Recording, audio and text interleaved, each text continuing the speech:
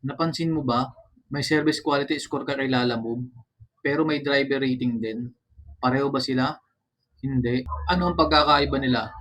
Base mismo sa information galing sa Lalamove Philippines. Ang service quality score ay ang overall compliance ng isang partner driver sa community guidelines ng Lalamove. May apat itong category: ang excellent, good, fair, at poor. Sa madaling salita, ang service quality score ay nakatuon sa pagsunod ng isang rider sa mga policies at community guidelines ni Lalamove. Punta naman tayo sa driver rating.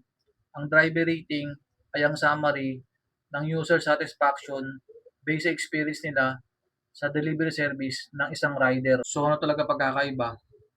Ang service quality score ay ang compliance mo sa community guidelines ni Lalamove. Ang driver rating naman ay satisfaction rating mula sa user based sa experience nila sa delivery service mo. Magkaiba sila ng purpose kaya hindi natin silang pwedeng paghaluin. Importanteng malaman nyo na ang pagbaba ng service quality score ay maaaring makakapekto sa pagkuha natin ng mga booking. Mahalaga rin ang magandang customer experience dahil maaari nito maapektuhan ng ating driver rating. Kaya tandaan, service quality score at driver rating ay magkaiba.